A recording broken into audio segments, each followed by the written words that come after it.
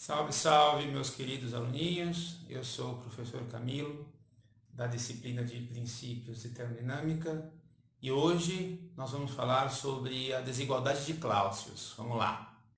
Para um processo reversível, vamos considerar a nossa representação de sistemas e vizinhanças do modo clássico, tá? Uma bolinha, um quadradinho, e que o meu sistema e minhas vizinhanças, interagem entre si. Para um processo reversível qualquer, o calor que flui entre meu sistema e as vizinhanças, ele se dá pela diferença de temperatura infinitesimal entre meu sistema e as vizinhanças, um dt muito pequenininho. Caso contrário, esse processo de transferência de calor seria irreversível.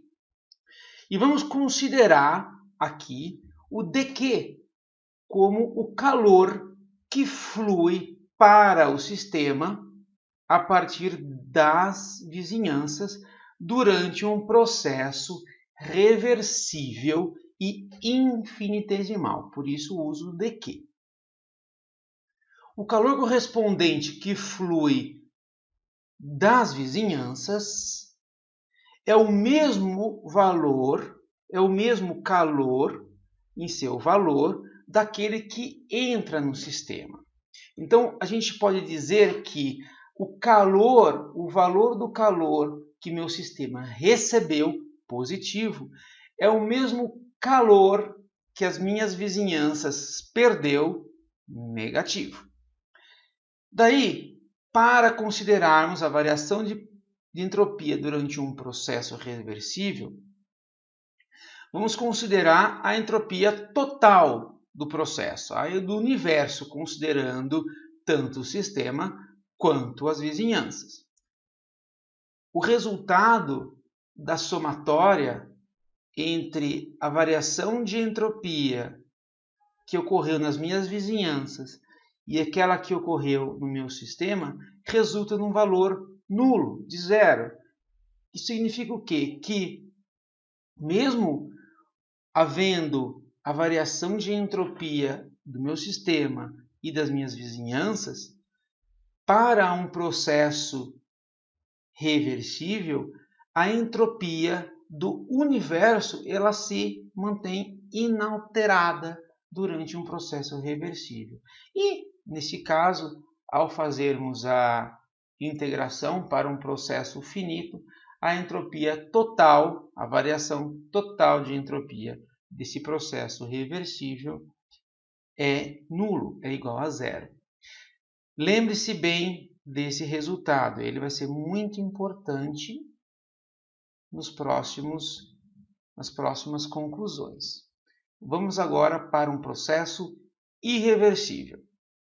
Para o nosso estudo em processos irreversíveis, vamos partir de um processo cíclico, na qual uma das etapas desse caminho seja irreversível.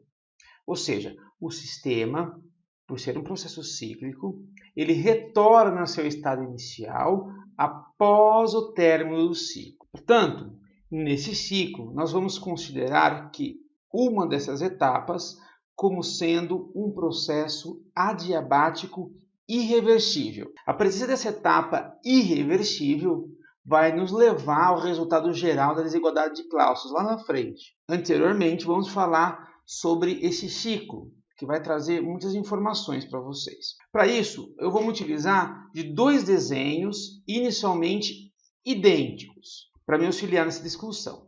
Presta atenção que aqui o caminho do processo cíclico está representado num diagrama TV. Eu faço isso de propósito, pois vocês são acostumados a só ver representações no diagrama PV. Nossa análise e conclusão chegará ao mesmo lugar, não se preocupe. Considere esse sistema indo ou partindo do estado 1 ao estado 2 num processo adiabático irreversível. Aqui eu não vou desenhar uma linha, eu não posso desenhar uma linha para representar o caminho, já que esses estados do sistema não estão em equilíbrio. Essas linhas pontilhadas indicam que o sistema sai desse plano, desse ponto do plano, VT, e retorna ao plano no fim do processo. Eu não sei por onde ele passou, não tenho nem ideia. Para então retornar ao seu estado inicial, completando o ciclo. Aqui eu vou me utilizar de uma adiabática que passa pelo estado 1, uma adiabática reversível que eu conheço. No entanto, pela etapa inicial, a etapa 1, ser um processo irreversível, eu não tenho ideia qual que é a posição do estado 2 em relação a essa adiabática que eu desenhei. De forma que o estado descrito pelo ponto 2, aqui, ele pode estar tanto abaixo quanto acima dessa adiabática reversível que eu desenhei, ok? Como eu não sei onde se encontra esse estado 2 em relação à minha adiabática, primeiro eu vou considerar que o estado 2 se encontra abaixo dessa curva. Vou fazer uma suposição e fazer as avaliações a partir daí. Considero aqui que o estado 3 como um dos estados que pertence a essa curva adiabática, reversível, e que tem o mesmo volume que o estado 2. O ciclo ele é descrito da seguinte maneira. Após a etapa irreversível 1, realizamos uma etapa reversível de volume constante do estado 2 ao estado 3, essa aqui é a etapa 2, e o sistema retorna ao seu estado inicial a partir do estado 3 por um processo adiabático reversível, etapa 3. Façamos então a avaliação de cada uma das etapas. Façamos nossa avaliação a partir da etapa 2, para um processo a volume constante. O que nós sabemos lá da primeira lei sobre o calor trocado durante um processo a volume constante? A gente sabe que ele se relaciona com a capacidade calorífica do meu sistema a volume constante. Aqui nós podemos avaliar qual é o sinal do calor durante o processo da etapa 2. De que maneira? Nós sabemos que a temperatura 3 ela é maior que a temperatura 2 e a capacidade calorífica é sempre positiva, de forma que o resultado do calor trocado durante a etapa 2, do ponto 2 ao ponto 3, é um calor positivo. Após a etapa 2, nós sabemos que vamos realizar um processo adiabático reversível do estado 3 até o estado 1, considerando a etapa 3. Por ser um processo adiabático, o que nós sabemos? Que um processo adiabático não há troca de calor entre meu sistema e as vizinhanças, o que vai resultar que o calor trocado na etapa 3 seja nulo. Aqui eu aproveito também para adicionar o calor trocado na etapa 1, porque ele também é um processo adiabático, tá? De forma que tanto o calor trocado na etapa 1 quanto o calor trocado na etapa 3, ambos são nulos, pois são adiabáticos. Sendo assim, as etapas 1 e 3, por serem adiabáticas, elas não contribuem para a avaliação da troca de calor entre o sistema e as vizinhanças durante o meu ciclo. O que resulta que todo o calor trocado entre meu sistema e a vizinhança durante esse ciclo aqui resulta apenas do calor da etapa 2, que nós avaliamos como sendo positivo. Quero lembrar que é importante para a gente fazer a avaliação sobre a primeira lei. A energia interna, lembre-se que ela é uma função de estado e que num ciclo todo a variação de energia interna ela é nula. Então, o que eu posso avaliar? Que o calor é igual ao trabalho em sinal trocado. Isso não é novidade para vocês, correto? Porém, para avaliar a variação de entropia durante um processo, nós avaliamos também as vizinhanças. E o que aconteceu com as vizinhanças? Sendo positivo o calor trocado pelo sistema durante o ciclo, ele também resulta num trabalho positivo feito nas vizinhanças durante o processo cíclico. De forma que a gente pode escrever o seguinte, onde o trabalho das vizinhanças é igual ao trabalho do sistema, de valor trocado, que por sua vez, proveniente daqui, é igual ao calor do meu sistema, único durante esse processo cíclico, que resulta só de Q2. Tudo isso daqui é positivo. Então, nós temos o calor das vizinhanças e o calor do meu sistema sendo positivo. Tudo bem? Não. O que acontece? Nós sempre precisamos avaliar aquilo que a gente escreve. A matemática nos levou a esse resultado. Porém, esse resultado faz sentido? Vamos avaliar aqui bem devagarzinho, que é muito importante para a gente, como resultado final e como parte do aprendizado sobre termodinâmica de uma maneira geral. Note que durante todo o ciclo, o resultado líquido é que calor entrou no sistema, de forma que o sistema aumentou sua energia interna pelo calor transferido das vizinhanças. Perfeito? Está aqui o calor positivo. Esse calor positivo veio de onde? Das vizinhanças. O calor entrou no sistema pelas vizinhanças. E o meu sistema devolve integralmente a energia na forma de trabalho positivo das minhas vizinhanças. Porém, nós sabemos que um processo como esse é inviável e viola a segunda lei da termodinâmica.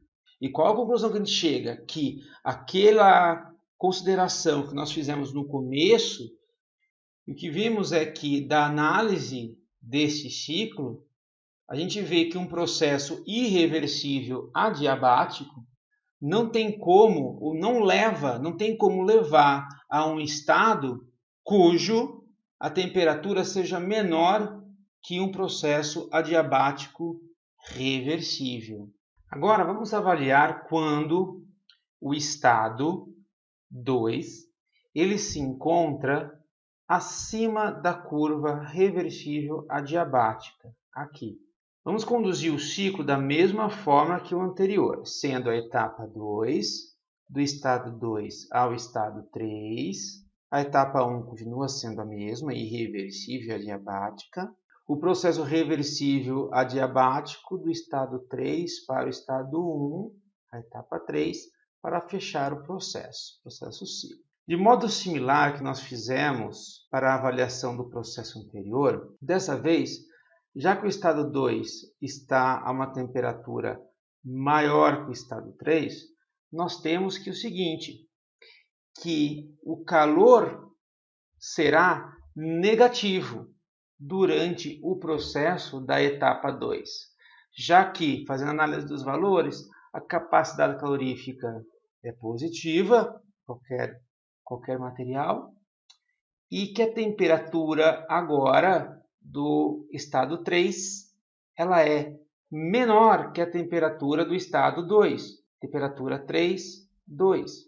De forma que o resultado desta equação nos leva a um calor negativo, menor que zero. O que nos diz que calor fluiu do sistema para as vizinhanças. Continuando, nós sabemos que a etapa 1 e a etapa 3,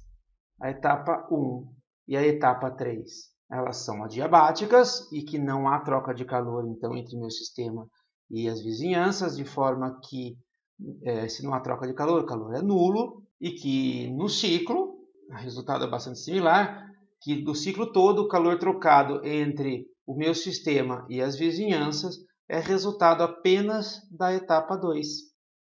Vamos lembrar que a energia interna é uma função de estado, então num ciclo a variação de energia interna é nula, é igual a zero, não há variação de energia, a energia se conserva num processo. E o calor ele é numericamente igual ao trabalho. Está aqui, como resultado da primeira lei. Lembram-se? E o que aconteceu nas vizinhanças? Pelos valores observados, o calor, por ser negativo, ele resulta de um trabalho também negativo.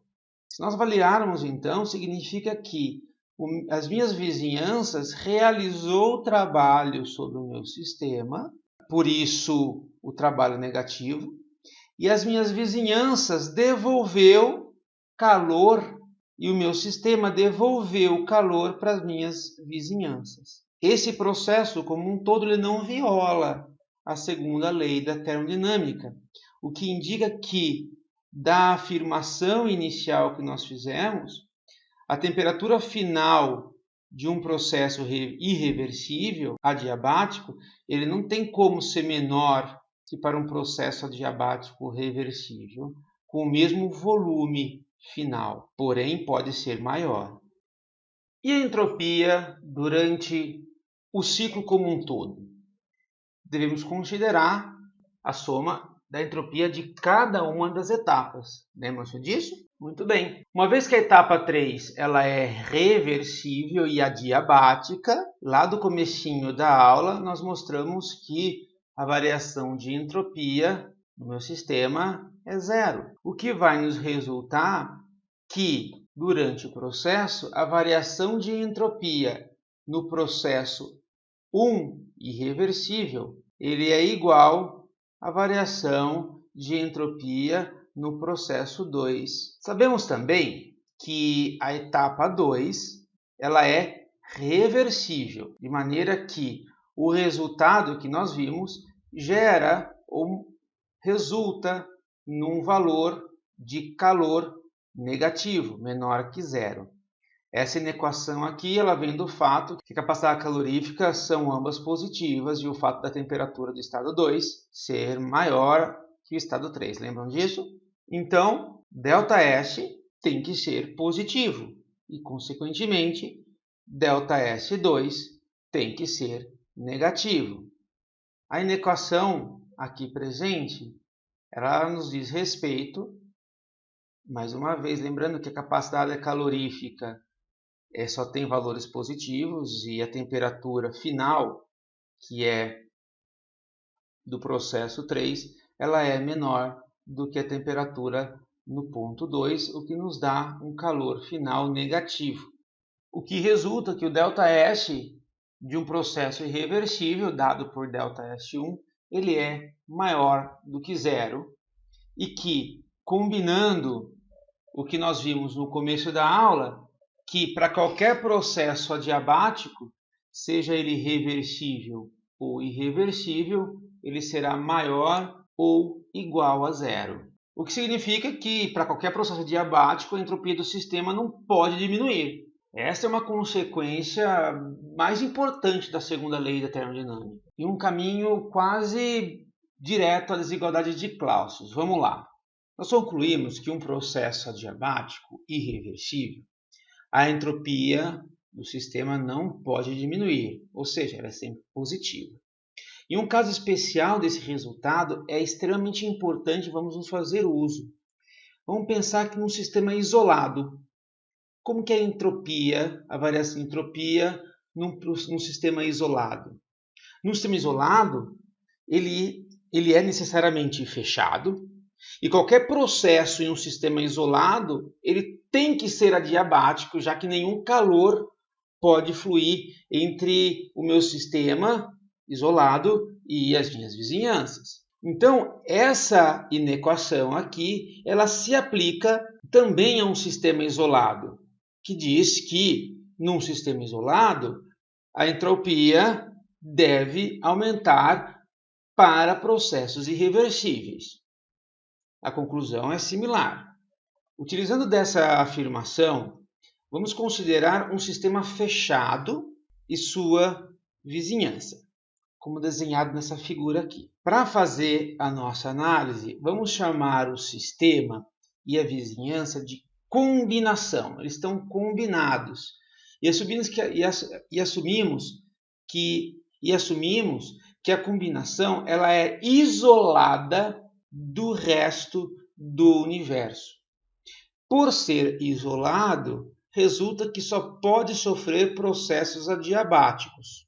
E a entropia da combinação ela é a soma da entropia do meu sistema e a entropia da vizinhança. A sua forma infinitesimal é escrita dessa maneira, onde o símbolo S sem o subscrito ele se refere ao sistema. E já que a combinação pode ser realizada somente por um processo adiabático, a gente pode escrever da conclusão anterior que a variação de entropia deste processo combinado se dá sempre maior ou igual a zero. E se focarmos apenas no sistema, a gente pode escrever essa inequação da seguinte maneira, que a variação da entropia é maior ou igual à variação de entropia das vizinhanças, sinal contrário. Note que, dessa equação, não é necessário que o ds do sistema e das vizinhanças sejam necessariamente positivos para resultar num ΔS positivo. No entanto, se ΔS for negativo, ou seja, se houver a variação negativa de entropia do meu sistema, necessariamente a variação de entropia das minhas vizinhanças tem que ser positivo e grande o suficiente para que a soma disso mais isso resulte num valor positivo. Mas como desejamos focar a nossa atenção no sistema, vamos fazer a suposição mais simples possível sobre as vizinhanças. Assumimos que a capacidade calorífica e a condutividade térmica das vizinhanças são tão grandes, que todos os processos nas vizinhanças elas podem ser considerados reversíveis. Isso significa que eu vou escrever o seguinte, que a variação de calor das minhas vizinhanças se dá exclusivamente pela temperatura das minhas vizinhanças. A segunda igualdade ela vem do fato que de qualquer calor transferido para as vizinhanças deve vir necessariamente do sistema. E a equação se torna essa. Esta expressão aqui, essa inequação, ela é conhecida como desigualdade de Clausius, que diz que a variação de entropia do sistema é maior ou igual ao calor trocado com as vizinhanças a uma dada temperatura, de modo que, para um processo espontâneo, o ΔS ou ds total é sempre maior que zero. O que deve ser lembrado aqui como um resultado importante da desigualdade de Clausius é que, até hoje, nenhuma violação da segunda lei termodinâmica foi observada em um experimento adequadamente realizado. Então, não há razão para duvidar da sua aplicabilidade. Pode usar à vontade. Mas, além da sua importância fundamental em vincular a definição de entropia à segunda lei, a desigualdade de Clausius também pode ser usada para mostrar que um processo familiar, como o resfriamento de um objeto à temperatura das suas vizinhanças, do seu entorno, é de fato espontâneo. Vamos dar uma olhadinha? Considera a transferência de energia na forma de calor de uma fonte a uma temperatura 1, chamada de T1, a outro a uma certa temperatura 2, que eu vou chamar de T2. Não vou avaliar nesse momento o sentido ou o valor dessas duas temperaturas. Quando uma certa quantidade de calor deixa, por exemplo, a fonte 1, então dq na temperatura 1 é negativo, saiu da fonte 1. Por sua vez, o que vai levar a minha fonte à temperatura 2 a receber esse calor, então dq aqui na fonte 2 é positivo. Vamos avaliar do ponto de vista da desigualdade de Clausius. Quando uma certa quantidade de calor sai de Q, ele deixa a fonte quente, então eu vou chamar aqui dQ1, ele é negativo. E a desigualdade de Clausius vai implicar que a variação de entropia é dQ1 sobre T1. Ok? Quando dQ chega ou entra na fonte a temperatura T2, o calor é positivo, dQ é positivo, a gente escreve pela desigualdade de Clausius que esse meu sistema recebeu dQ2 na temperatura 2. Se nós considerarmos a variação total do processo, nós vamos ter que a soma da variação de entropia da fonte à temperatura 1 e a variação da entropia na temperatura 2, perdeu o calor, aqui o sinal, ganhou o calor, está aqui o sinal, e de forma que nós arranjamos essa equação e colocando em evidência o termo dQ, já que ambos os valores numericamente igual, temos essa construção. E da desigualdade de Clausius, lembre-se que uma das conclusões é que a entropia de um processo ele sempre tem que ser maior ou igual a zero. Diante disso, quando que isso será válido? Baseado nos valores de temperatura entre um sistema e outro sistema em contato, em temperaturas diferentes.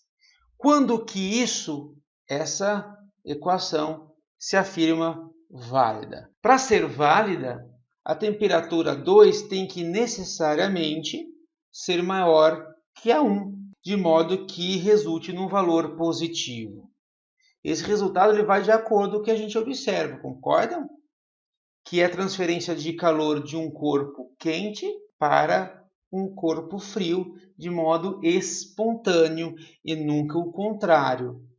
Nunca vai do frio para o quente de maneira espontânea. Porém, nessa inequação há o sinal de igual também. Quando que esse termo se iguala a zero? Ele vai se igualar a zero no caso que ambas as temperaturas sejam iguais. Quando as duas são iguais, o processo nós chamamos de equilíbrio. Não há uma transferência líquida de calor, de energia, por diferença de temperatura, pois não há diferença de temperatura. Aqui uma conclusão interessante. Para haver transferência de calor, deve haver uma diferença de temperatura entre os dois corpos. Mas, se duas partes de um sistema isolado estão em temperaturas diferentes, o calor flui da parte quente para a parte fria de maneira indefinida? Não, nós sabemos que não. Há um limite. O limite é até que as temperaturas das partes sejam equalizadas, sejam iguais. Por definição, a gente sabe que um sistema isolado alcança o equilíbrio quando os processos deixam de ocorrer. E, por fim, qual é a consequência de uma das interpretações da desigualdade de Clausius? São muitas, mas existem consequências bastante filosóficas também. Se for universalmente aplicado, nós não sabemos, nossos experimentos se dão num âmbito muito restrito, nós não sabemos como acontece no resto do universo. A gente pode dizer que, se é levado a qualquer lugar, o destino final do universo será aproximar-se de um estado de equilíbrio termodinâmico, no qual todos os objetos do universo estarão na mesma temperatura. Essa é uma consequência que nós vimos. E não haverá fluxo de energia das estrelas para os planetas que nós nos beneficiamos, e nenhuma vida ou qualquer outro processo macroscópico seria possível. Naturalmente que essa morte por calor do universo não ocorrerá por muito tempo, para ficar tranquilo, mas será, do ponto de vista da avaliação, inevitável se a segunda lei ela for universalmente válida. Algumas pessoas especularam e especulam que a segunda lei pode não ser universalmente válida, mas pode ser apenas uma declaração do que quase sempre ocorre. É uma forma de ver. Neste caso, talvez em algumas circunstâncias possam ser observadas violações da segunda lei. Possivelmente se o universo começar a se contrair em vez de expandir. Essa ideia é uma especulação sem suporte e temos todos os motivos para aplicar a segunda lei termodinâmica a qualquer processo, em qualquer sistema macroscópico, pois até hoje nós não observamos a violação de maneira cuidadosa e experimental da segunda lei termodinâmica.